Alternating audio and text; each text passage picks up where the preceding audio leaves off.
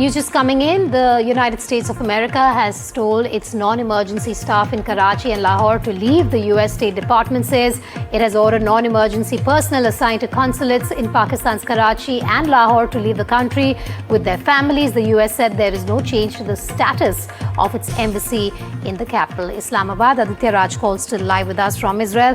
Aditya, precautionary measures being taken, and this comes after you've had the US also come out and say that there's very little they can do when it comes to some of the spaces where the embassies are in terms of pushing their people out. It's a big development coming in, Vedika. This is from Pakistan. This is one country outside the Middle East where trouble has been looming large for the United States. And might I say, this is Trump's favorite country, Pakistan, that we are talking about, where he doesn't seem to have any problem. But now the US Department of State has issued a notification asking the non-emergency staff and their family members to move out and evacuate urgently from the US consulate in Karachi and in Lahore as well. Over the last 3 days, we have seen violent protests in Karachi and Lahore against the US consulate. You would remember that a huge group of protesters violently had attacked the US consulate in Karachi.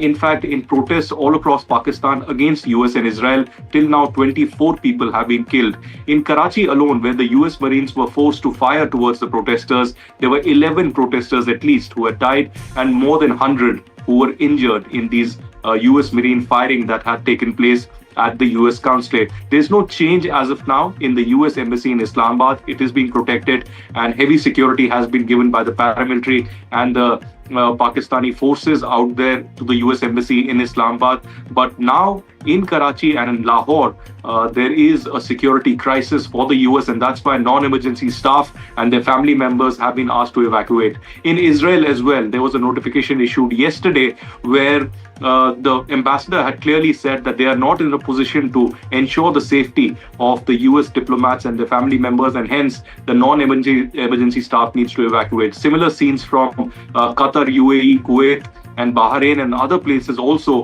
where non-emergency, non-essential staff has been asked to move out. This also comes at a time when the Iranian missiles, the ballistic missiles have hit and the drones have hit several US consulates and US bases across the Middle East, even as the confrontation continues.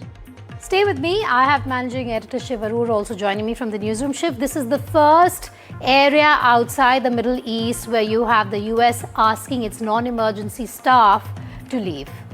Frankly, I'm a little surprised, Vedika, that it took so long for the United States to actually issue this order, given that over 20 people were killed, by US Marines as they stormed the US consulate in Karachi 2 days ago.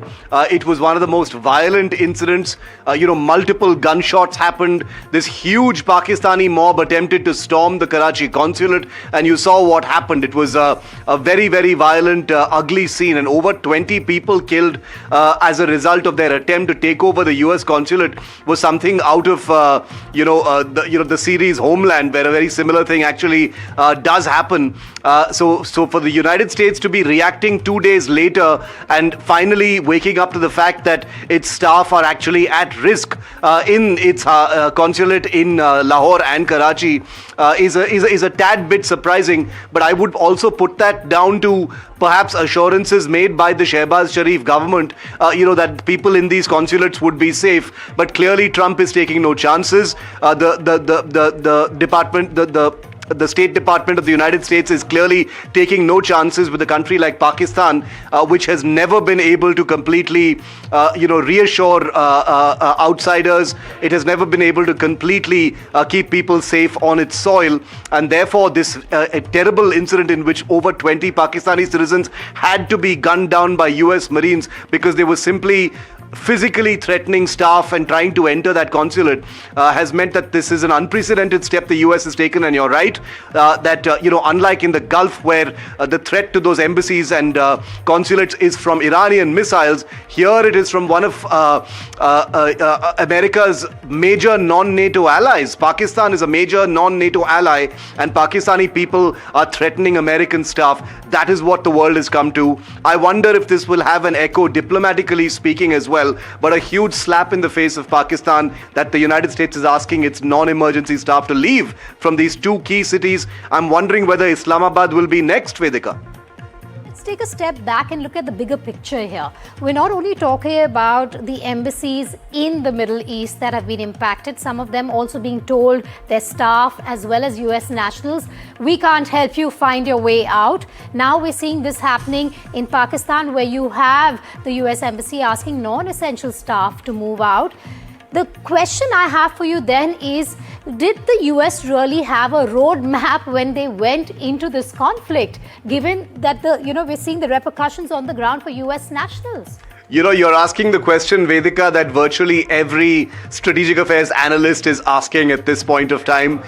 Companies that do global trade and economics are paying analysts millions of dollars to give them, an understanding that can answer precisely that question. Did America have a roadmap as to what to do next? Did they expect this conflict to last this long? Wasn't a decapitation strike meant to be, a very lightning quick combat operation without dragging on for so long? Today we're into the 5th day of this conflict. The ambit of the conflict is spreading, as we can see in Pakistan as well. Every single Gulf state is directly affected by the combat. Lebanon is about to be invaded from the ground by Israel, making this one of the biggest conflagrations in the Middle East in living memory, even compared to what happened in the 1980s. And therefore, Trump talking about, mocking Iran yesterday and saying that, they are no longer in a position to surrender because we've got this under control. The fact that since last night, combat operations have significantly increased, Vedika, with much more, airstrikes, many more airstrikes actually happening inside Iran. Yes. The message conveyed to me, at least from all this distance away, is that I think the attackers may have underestimated Iran's capacity to hit back and the ability to make the combat actually last this long with a semblance of command and control as far as the Iranian military is concerned. So the echo you're seeing in Pakistan and elsewhere is clearly just a sign of that. All right, thanks for joining me live there, Shiv and Aditya.